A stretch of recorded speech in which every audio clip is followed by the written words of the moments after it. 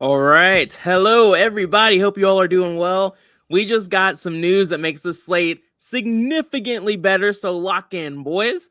5-game slate on deck. Last night was a losing night for me, but honestly, I kind of look at slates holistically, and it was a losing night, but I've had way worse losing nights than last night.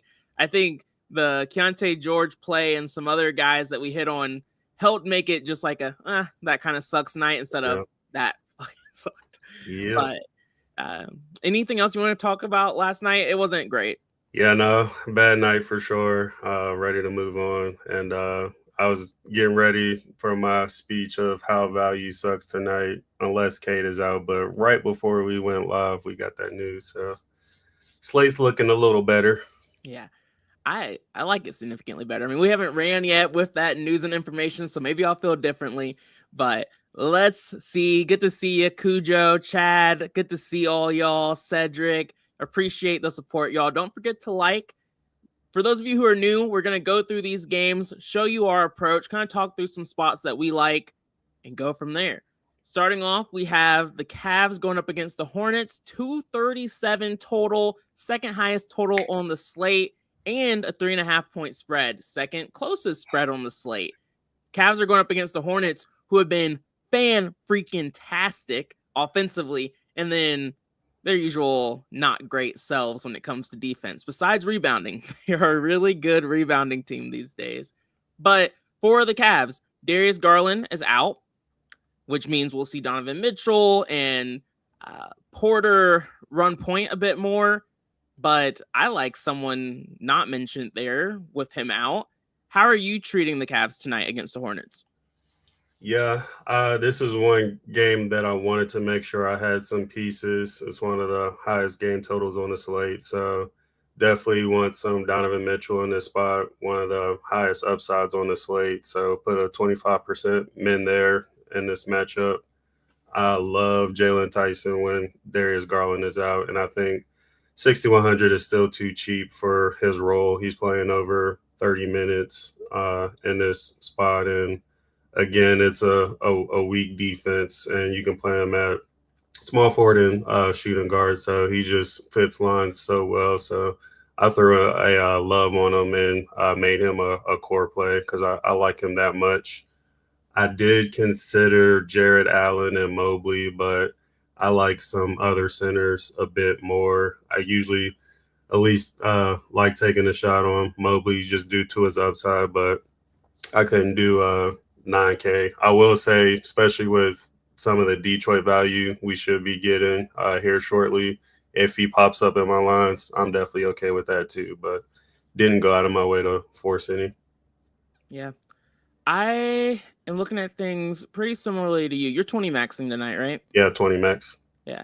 For me, I'm 150 maxing, so I do have a couple of more mins here. I have a 30% min on Donovan Mitchell. He wasn't showing up for me at all, when I first ran the DS. So I was like, okay, I need a little bit more of him. This game has shootout potential. I want to have exposure to it. It could be a dud, a blowout. The Hornets have been a part of multiple blowouts already, so that wouldn't shock me. But still a spot I want some exposure to, and I'm with you. Tyson is the guy I want exposure to here. If you look at the 16th, January 16th was really when we start to see Garland miss again. He was playing pretty consistently throughout most of December, besides the start of it. Tyson, last 2 games, has really been the guy who's really stepped up to the occasion. He's still priced appropriately for the upside he has. I only have a 20% min on him. I didn't go too crazy. I understand the core play. I like it. That's ballsy. So I understand the contention there, but just 20% min there for me. And then DeAndre Hunter, he's gross. We were lacking in value, so he feels a little bit less necessary now, but he does see the highest increase in usage with Garland out. And so in a matchup like this, he's just someone I want exposure to, even though he sucks 9 times out of 10. So just a 10% min there is just a mid-range value guy. My guy, John Graham, asked, any love for Craig Porter Jr.? He's someone we've looked at before when Garland was out. Was there a reason you didn't get there this slate? Yeah, I said it last game when Garland missed, or a couple of games ago when Garland first missed. Porter was getting some ownership, and his price went up. It's even higher now. But when Mitchell is still in, I don't play Porter, so no, I didn't think about him. Yeah, I think you're right. Technically, they're guards, but it's really just ball handling duties. Mitchell still dominates. Porter's better with the ball in his hands, so just not the guy I'm as excited about. And his minutes haven't really increased as much with Garland out, so just feels like a blank play. Drago, man. I see. All right, other side of this game, I like maybe a little bit more than the Cavs side, which is strange to say, but for the Hornets tonight, they're a team in mystery. Everyone's trying to figure out what's gotten into them. They've been upsetting a lot of teams here recently. Matchup against the Cavs isn't anywhere near as scary as it used to be. They played a very fast pace. No injury news here besides LaMelo Ball's minutes being inconsistent as all hell. What are your thoughts? Yeah, I love this team quite a bit too. We continue to say how much weaker Cleveland's defense is now, so definitely not scared to attack this side of the ball either. So I bumped up Brandon Miller and Nipple just slightly to make sure I'm well over the field. I won't go over specific exposures quite yet, just because with that Cade news, it's going to look completely different. But those two are definitely my favorite plays, and two I want to make sure I'm over the field on. Miles Bridges, he's been hot garbage lately, but again, it's a smaller slate and a good game environment, and overall power forward is pretty weak. So that upside is still there. I know it is. He just has to show up. So put a 15% min on him, again, just due to the good game environment. And then I did think about Musa, but I like a couple other bigs a bit more. So if he shows up, I'm fine with it, but I didn't go out of my way to force him in. I just don't like him as much with Kalkbrenner back in the mix and the way they split their minutes, but wouldn't talk you off of that play if you wanted to go there. And then Melo, I thought about him as well, but I think there's better guards, especially when you got Ja $300 cheaper and plays more minutes. Well, a couple more minutes, but I like the spot for Ja more than LaMelo tonight. Very, very understandable. I mean, Ja Morant's been great the last few games. For me with the Hornets, I think the biggest thing is just being honest when you don't know what the hell this team is going to do. And I don't. We've seen LaMelo come off the bench and score 60 fantasy points. We've seen him start and do well. We've also seen plenty of games where he barely sees 20 minutes for absolutely no reason besides internal drama. I don't know what will happen, but I know I'll take a shot on it in the positive game environment. So I have a 10% min on him, matching the field, slightly over the field, just kind of taking that shot on someone who has upside. And thankfully, he's not 9K anymore. So it feels like relatively limited risk for the second highest total on the slate. And then I'm with you on a lot of these guys. Brandon Miller, have a 30% min on. Miles Bridges, 15% min on. And then Nipple, have a 20% min. These guys are just plays I want exposure to in a positive game environment.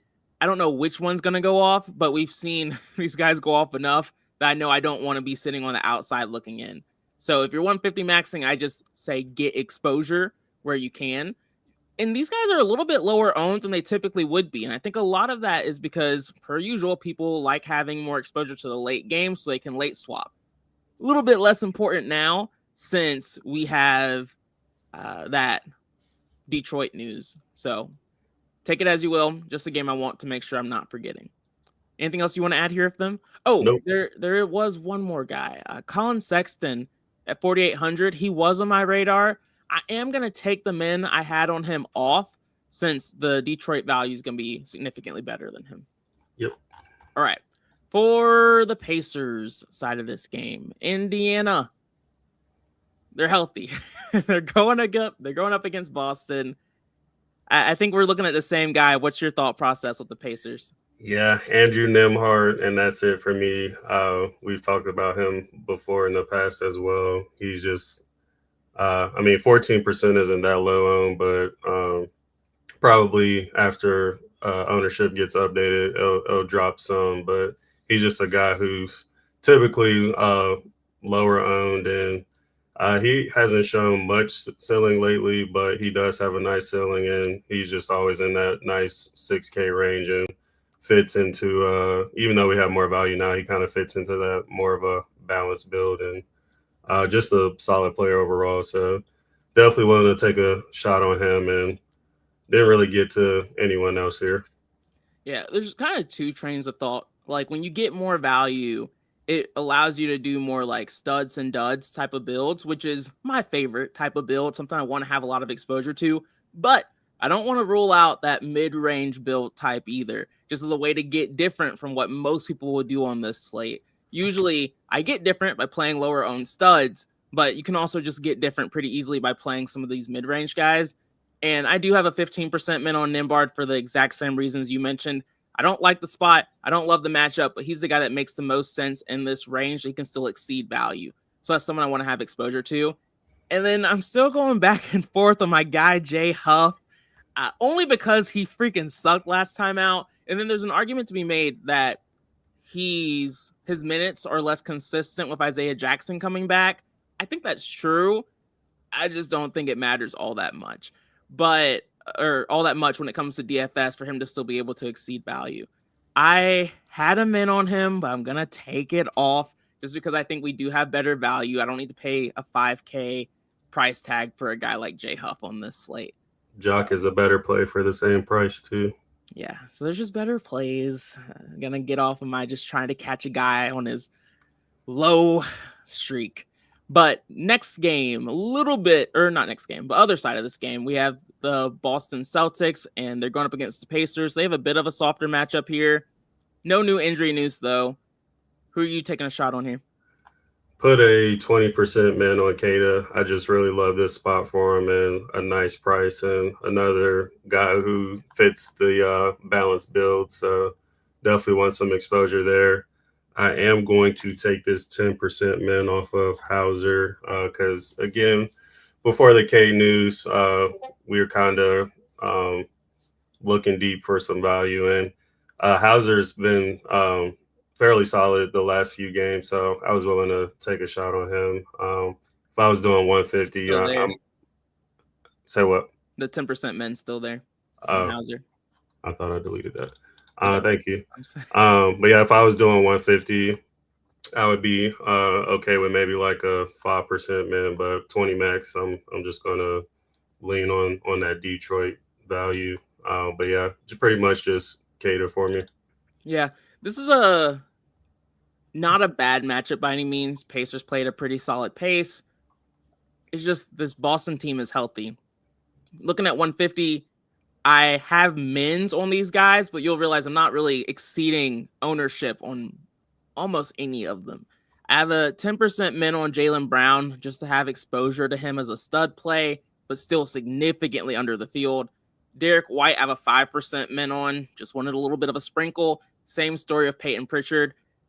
I am so close to just taking those mins off of White and Pritchard because I rarely like playing them, even when there's somebody out.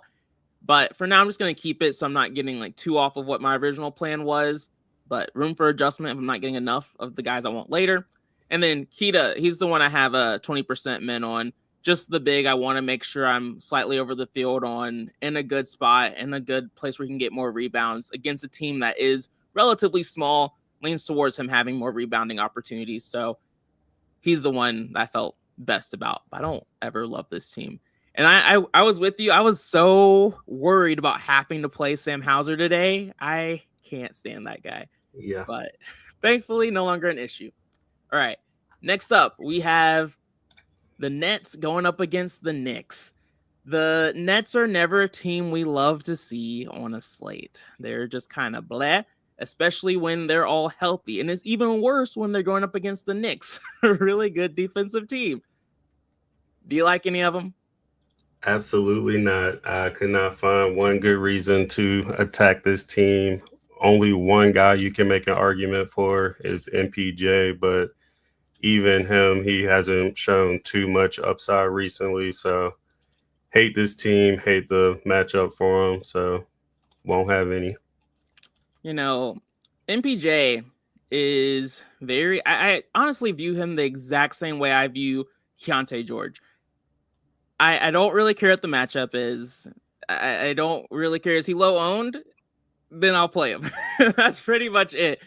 Because he takes so many shots and he's not 9 or 10K, then I'll think about it a little bit more. But at 8,700, 5% ownership, I have a 10% min. I would be willing to do 15, 20%, to be honest, just because we've seen him now multiple times have 50, 60 point upside performances in tough matchups. It's really just up to, if his shot's going to fall more, or there really is no rhyme or reason to when his upside games are. And so for me, I'm just going to consistently take shots on him. It'll work out sometimes and sometimes it won't. So 10%, actually, I'll increase it to 15. I learned yesterday with my Keontae George leverage play, I need to be a little bit more aggressive in these spots. So 15% min and then moved on. I can't look at any of these other guys. The other side of this game with the Knicks is a little bit more interesting. The Nets still aren't a team I like to pick on too much, but the Knicks are healthy. They're going up against the Nets, who aren't the best defensive team. I know you like your Knicks typically. Who are you looking at? Yeah, it's been a while since I've done this. I'll mention OG and Bridges, and I'll throw Hart in that equation now since he's around the same price range. But all three of these guys are at a nice price, and we know they have 40-plus point upside. So willing to take a shot on them tonight on a smaller slate. So pretty much just trying to match the field as much as I can. Not sure why that's Mitchell Robinson. Definitely don't want him. That was a good catch. That was a good catch. Yeah. I've dropped Bridges down to 10% too. And then I think my 10% on Mitch Rob was supposed to be on Cat. I do want to take a shot on him. Brooklyn's been pretty weak down low, and between Brunson and Cat, Cat is just in better form. He's had, I think, 3 or 4 solid back-to-back games. So 8,600 is still fairly cheap for his upside. So 10% min on him as well. I get it. All right. I like the Knicks, but they're not a team I went too wild on. I have a 15% min on Cat. I like being over the field on him. Just feels a little cheap at this point. I know he hasn't been the best, but he hasn't been bad recently. So 15% min there. I'm never the biggest Brunson guy. I just like having exposure. So 10% min on him. I'll be under the field, but kind of like the Jaylen Brown play, hopefully just having a little bit of exposure. They'll end up in the right lineups on the guys I do feel more strongly about. And then I'm with you. Josh Hart, I have a 25% min on. He's just been in really good form lately. And I didn't take shots on OG or Bridges, but they are guys that do make sense to take shots on. But I just didn't get there. And your Mitchell play is funny. He is seeing some ownership, Mitchell Robinson. I know you didn't end up going there, but was that maybe why you were looking at him earlier? Or just no, honestly, it was supposed to be on Cat. I guess I just overlooked it by accident. Okay. All right. Next up, we have the Hawks going up against Memphis. This game has the highest total, closest spread on the slate. So one that we definitely want to target. We have Risa Shea out, and then Porzingis has been out for a minute. Nothing too crazy, at least for me, comes from that news. Matchup against Memphis is one we always like. So how are you thinking about Atlanta tonight? Yeah, I want a good amount of this team, so I just kind of readjusted some ends to match the field. Okongwu, he's kind of hit or miss, but Memphis will be hurting down low. Aldama is doubtful too, so that's just another one of the guys they use down low. Not that he's a great defender down low or anything, but it just makes it an even softer spot for him. So definitely want some of him with a 25% min. Match the same on Jalen Johnson too, which I like him even more now with more of the Detroit value opening up. I know he's kind of been hit or miss lately too, but his upside is just way too good. And I just got to play him in this kind of game environment. We've seen him have 50-point upside as well. So 15% min there. Kispert, I'm still willing to play. He started last game. He is a little scary because he's a low usage guy, but 3,700 in this spot, I'm not too worried about it. And we've seen in the past when he hits his shot, he definitely can get in the nuts. So with the pace of how this game should be, somebody like him who shoots the ball a lot, I'm definitely willing to take a shot on him. And then Dyson is just another guy with decent upside that I wanted exposure to. So put a 10% min on. Couldn't quite pull the trigger on CJ. He hasn't been bad, but he hasn't shown upside since joining the team. So didn't get there. Yeah. I haven't watched too much of the Hawks recently, besides just feeling like CJ McCollum is making this backcourt just grosser than I would like for it to be. But ultimately, Jalen Johnson's really going to be the guy I want to focus on here. I have a 30% min on him, making sure I'm over the field. He's probably, I don't have to look at him all at one time, but I think he's my favorite stud on the slate. So he's someone I wanted to make a priority here. And like I said, he's inconsistent, but every player's inconsistent and they're going to burn you sometimes. No one's going to help you win every single slate. So if that's why his ownership is a little bit lower, then I am more than happy to have him here. And then Okongwu, I have a 25% min on. I just like making sure I have exposure to him in this matchup. And then I keep going back and forth on. Same with Daniels. Like I said, I don't like this backcourt too much with CJ McCollum in the mix. But the nice thing is the minutes have still been there for Naw and Dyson Daniels. It's just their usage rates take a bit of a hit with one more mouth to feed here. But I like this game environment. So I'll keep the 20% min on Naw and I'll put the 10% min back on Daniels. But I don't love it. I'm just going to do it because it makes sense. Next up, we have the Memphis side of this game. Still a really good game environment here. Memphis, they have Santi Aldama listed as questionable or doubtful. He's probably not going to play tonight. That's a good usage rate increase to all of the starters. But we should see Jock Landale move into the starting lineup. And then, of course, Big being ruled out is also a boost for guys like Jaren Jackson and Gigi Jackson to some degree too. Who's standing out for you from Memphis?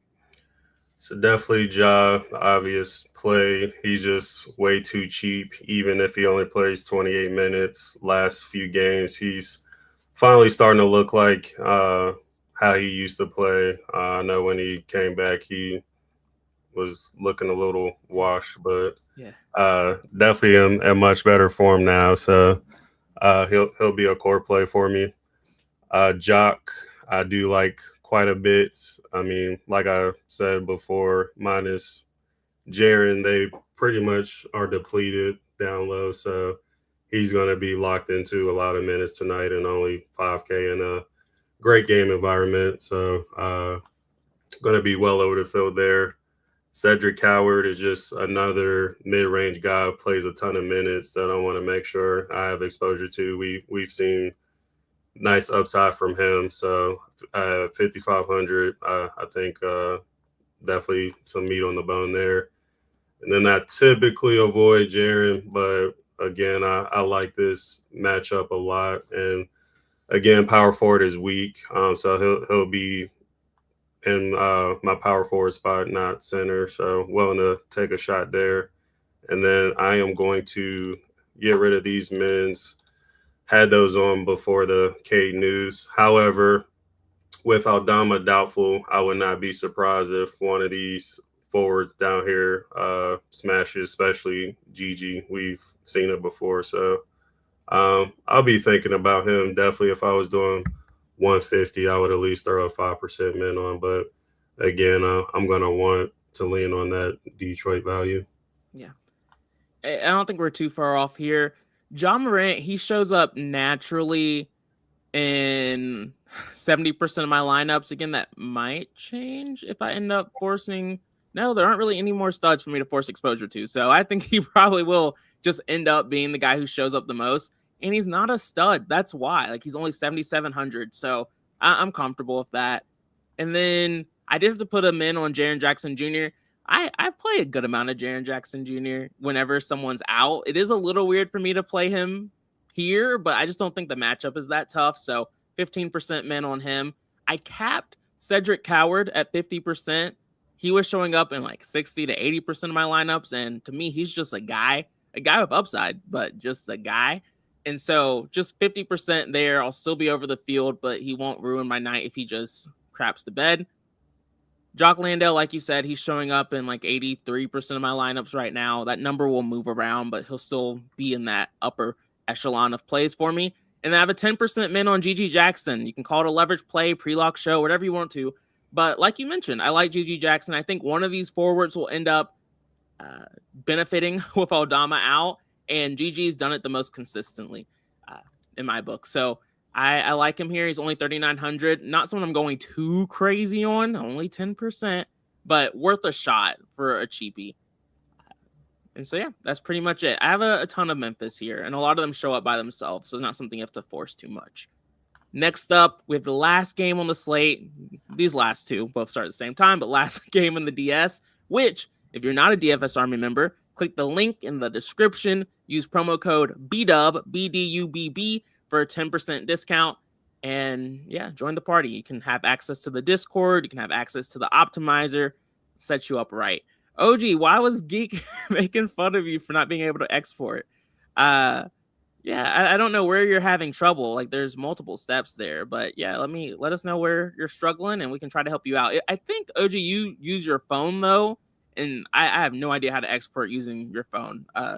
Maybe mention it in the Discord, and they might be able to help you out with that. But if it's over the computer, yeah, we can help out. All right, for the Pistons, third highest total game here, 229.5. Pistons going up against the Pelicans. We pick on the Pelicans all day long.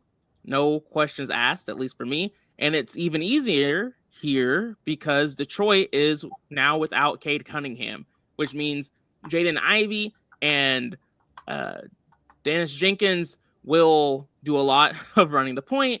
And then guys like Asar Thompson, Tobias Harris, Jalen Duren, they're all going to see huge usage increases too. And it's great because they have a fantastic matchup. I love all these guys. How do you feel? Oh, yeah, definitely going to be the team of the night with Cade out, and especially going against the Pelicans. One thing I'm going to do right now is just hit this lock button on Dennis Jenkins, just way too cheap.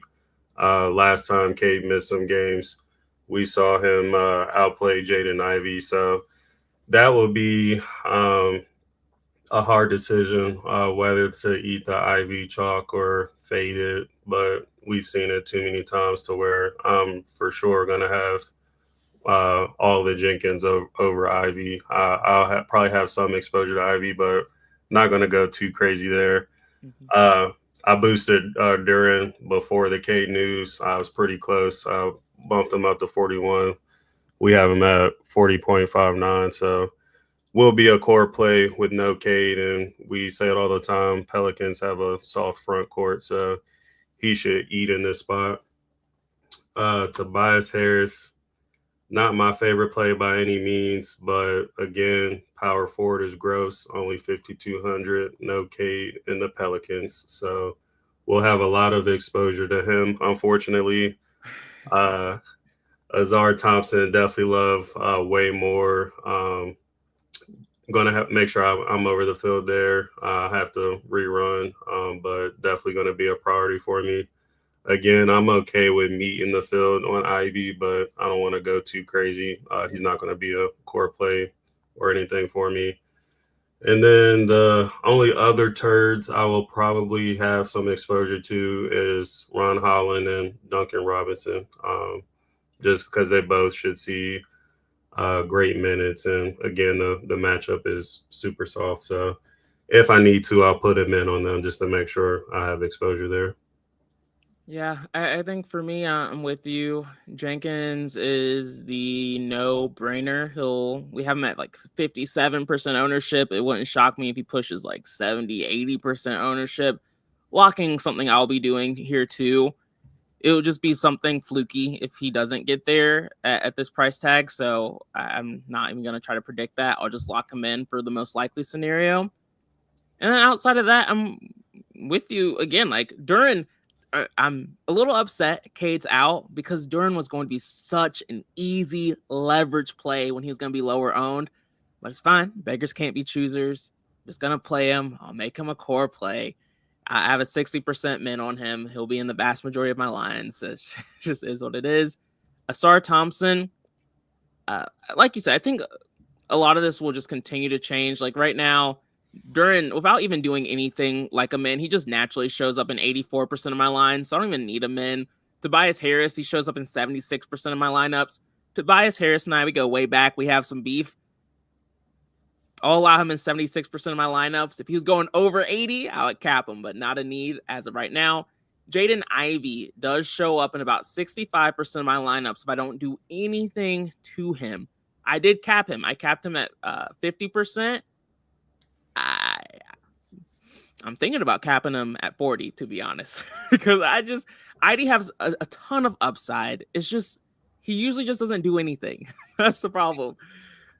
So I'm going to cap him at 40. If he goes off, we're still in a pretty good spot. We still have a chance to take some shit down, but I refuse to allow that man to ruin my entire night when there's a lot of things looking pretty good here.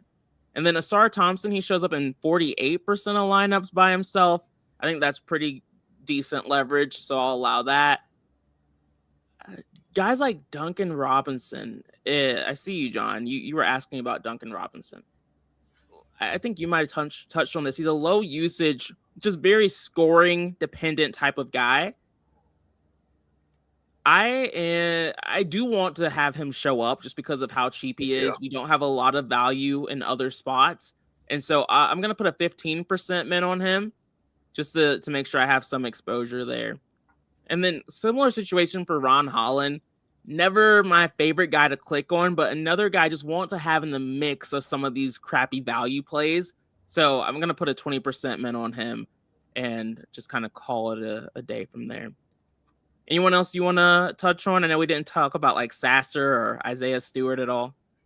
Yeah, I definitely don't want Stewart just because I think there's better value out there. And then I don't hate shots on Sasser or Green. Their minutes aren't as secure as everyone else. So yeah, I probably won't have any of those guys. Nice. All right. Other side of this game is tougher. The Pelicans. Good old Pelicans. For New Orleans, Herb Jones is out. The rest of these guys have been out for a while. Zion Williamson is questionable. Have we gotten that news yet? Let me check. I don't think we did. Okay. So he's still questionable, and that does matter. If he gets ruled out, we usually see like Sadiq Bey and I can't say Carlo Makovich's name. Maybe I did. Who knows? Yep. He still doesn't see too many minutes, but he does see a slight boost if Zion gets ruled out. And then usage rate increases go up for the obvious guys. Trey Murphy, Jeremiah Fears sees a bit of a boost. And one of our guys, Derek Queen, also benefits in that spot. Anyone stand out for you at this point from New Orleans? No, it's just another hard team that's hard to play when they're healthy. Yep. However, if Zion gets rolled out, then I will circle back to this team. I will play Sadiq Bey, Trey Murphy, Derek Queen, and maybe Missy just because they love this guy. There's been many games where he's outplayed Queen. So I'd be willing to play some of him, but definitely the other three guys I mentioned will be more of a priority, especially Trey Murphy. I love some Trey Murphy when Zion's not in. Even some games when he is in, he's still a good play. So kind of a wait-and-see approach, but if Zion's in, I probably won't have any of this team. Yeah, it's a spot that doesn't make a ton of sense to try and force exposure to if they stay healthy. I do things that don't make sense sometimes. These are just low-owned guys. And like you said, I just like the Pelicans. I'll be honest, I have a soft spot for them. I don't know why. But I have a 5% min on Trey Murphy. 8,100 doesn't feel too crazy. Pistons, I usually played a bit of a faster pace without Cade. And so I do think there's more opportunity here than we might think. So 5% min on Trey Murphy for shits and gigs. 5% min on Derek Queen, who has not been the best recently. But if Zion's out, I like him a bit more. And then Sadiq Bey, 5,600, just taking a shot on him with some of his upside. Realistically, I just want some exposure to these last games. And these guys are low owned, so it's just low ownership plays. They become good plays, like you said, if Zion Williamson gets ruled out. And then I expect to have somewhere between like 20-ish% of exposure to these guys, Murphy, Queen, and Bey, in that situation where Zion gets ruled out. And having some exposure to them now puts me a little bit ahead of the game. So we'll see what happens there. Cho Boy said, what's the most Pistons you will put in a lineup? I don't know if you ran yet, but do you have a thought process here? Yeah, I have to redo my line, but probably wouldn't go over 4. Might have end up with 3, but 4 is usually the number. Yeah. 3, 4 is almost always my answer too. Although I'm not making a rule. Let me look. As of right now, I'm not seeing more than 5 in a lineup, but most of them have like 3 to 4 Pistons, and I'm fine with that. I like them enough for it. That's one of the reasons why, though, I did cap Ivy, is because he's usually the one guy who's just showing up as that 4th or 5th guy pretty consistently. So not a team I'm trying to avoid by any means. Kevin Wagawan, what's up, man? He said, Duncan Robinson is going to be raining threes. The Pels are horrible against the 3 ball. Sweet. Glad we have a little bit of exposure then. Let's see. Jason, what's up, man? Said, favorite value play tonight. Favorite pay up. I can't find a value that I'm locked in on, but I do want Cat. Are we both going to say Jenkins here? I was about to say Dennis Jenkins. Dennis Jenkins. Put a lock on him. Yeah, I did the same thing. And then favorite pay up is, with the value now, it's got to be Jalen Johnson. If not him, Donovan Mitchell, but I like Johnson more. Looking at my men's, I have a 30% min on both Johnson and Mitchell. I'm right there with you. Those are my 2 favorites. I have 45% Johnson now, so my highest stud, and Donovan Mitchell's slightly below. Yeah. Sweet. All right. I think. Oh no, we have a couple more questions here.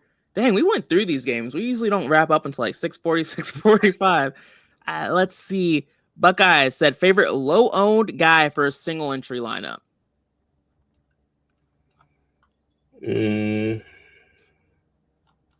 I will say, well, he's not that low owned, but his ownership is going down quite a bit. I would not forget about Jalen Tyson. Let me see if I can find another one.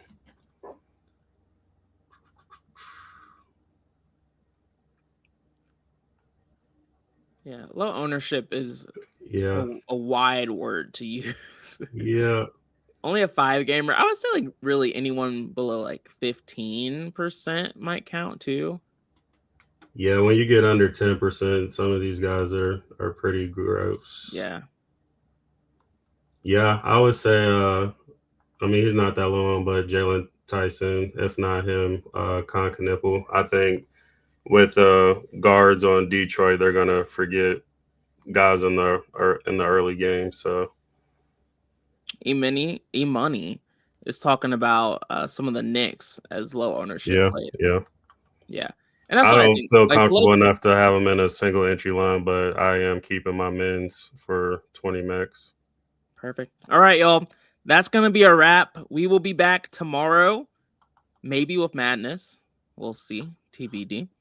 But wish you all luck. See you in the Discord. And until next time, peace out.